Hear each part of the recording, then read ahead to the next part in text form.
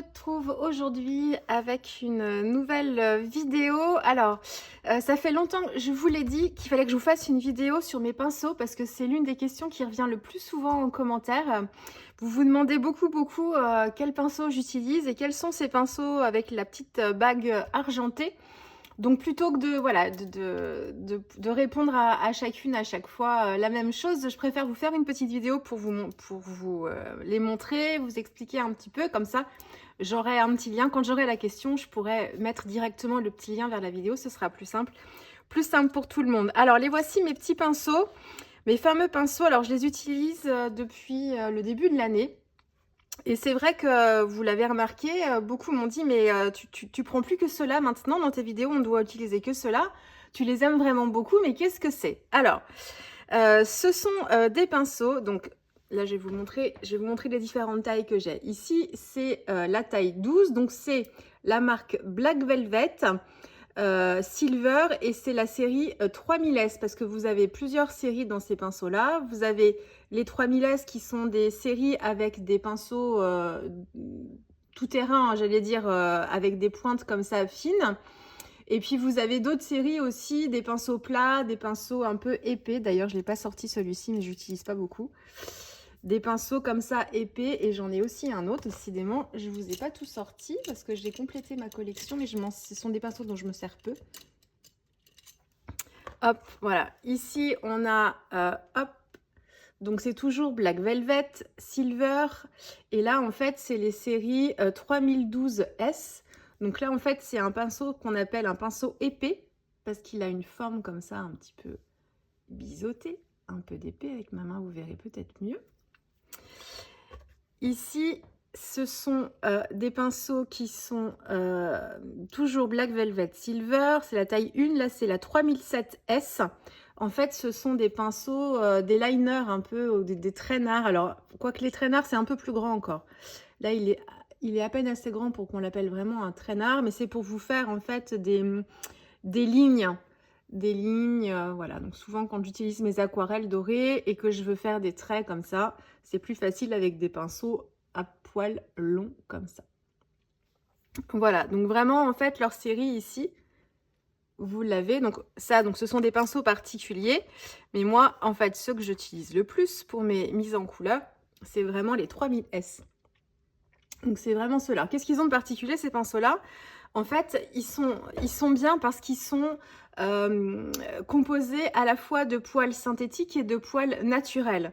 Donc, on va avoir une pointe, enfin des poils qui vont être à la fois nerveux, comme les poils synthétiques, mais à la fois souples, comme les poils naturels. Donc, en fait, on a un pinceau qui est super bien équilibré. Parce que suivant ce qu'on veut faire quelquefois, on veut des pinceaux qui soient un petit peu plus nerveux pour pouvoir travailler certaines choses.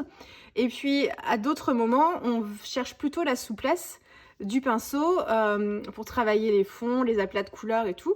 Et du coup, en fait, ils sont un peu tout terrain parce qu'ils permettent de faire les deux choses.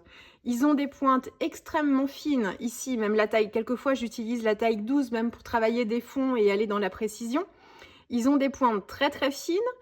Et ils se gorgent beaucoup d'eau, comme les pinceaux à la vie. Mais voilà, c'est pas tout à fait la même chose.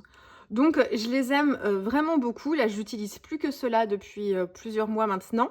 Et en termes de taille, du coup, j'en ai plusieurs. Et justement, j'ai assez de recul pour savoir quelles sont les tailles dans ma pratique du scrap et de la mise en couleur de l'aquarelle.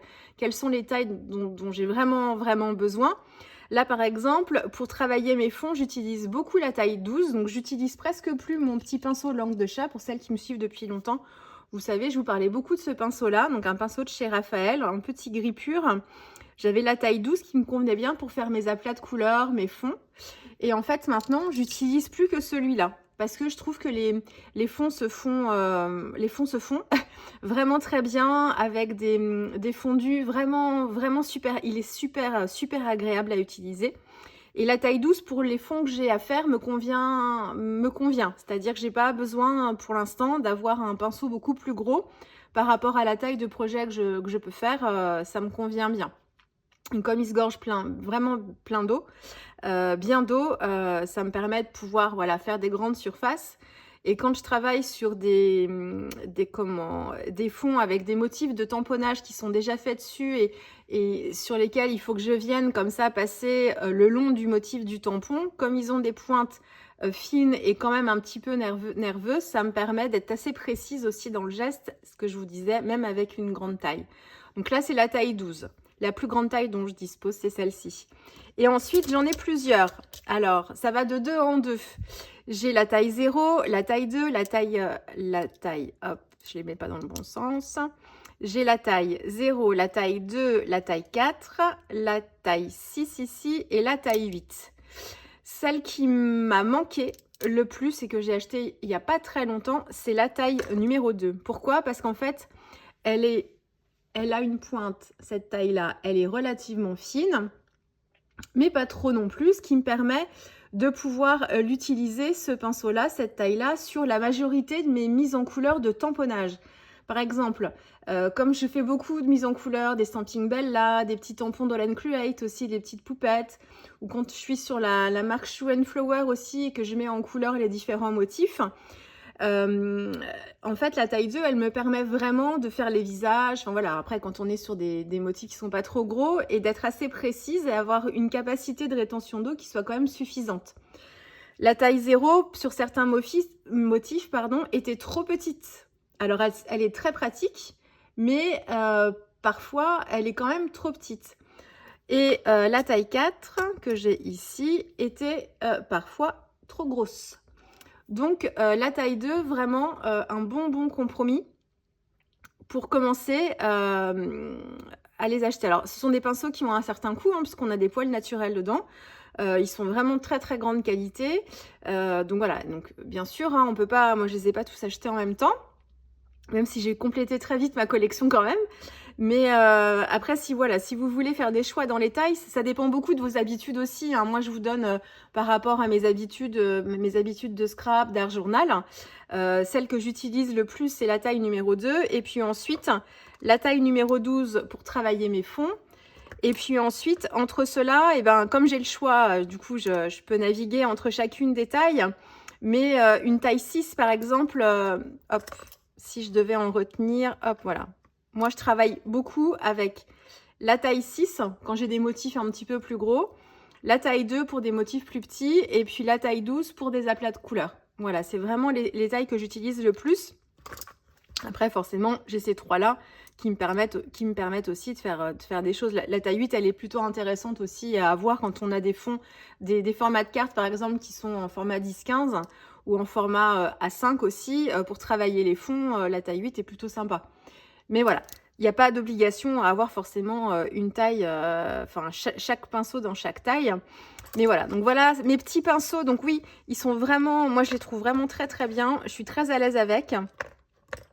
Alors, même sur des tout petits pinceaux, même la taille 0, en fait, c'est ce que je disais quand j'étais en démonstration pour Shoe & Flower, c'est ce que je disais à certaines, même la taille 0, en fait, vous allez avoir, si vous ne gérez pas forcément très bien l'eau, il faut toujours avoir un petit chiffon à côté de soi, parce qu'en fait, comme il se gorge vraiment beaucoup d'eau, si on applique en fait le pinceau directement gorgé d'eau sur un motif qui est assez petit, on dépose une goutte en fait vraiment d'eau et ça fait trop, c'est déjà trop par rapport à la taille du motif. Donc ça dispense pas d'avoir toujours le petit chiffon à côté de soi pour enlever l'excédent en fait d'eau et qu'il soit gorgé suffisamment mais pas trop.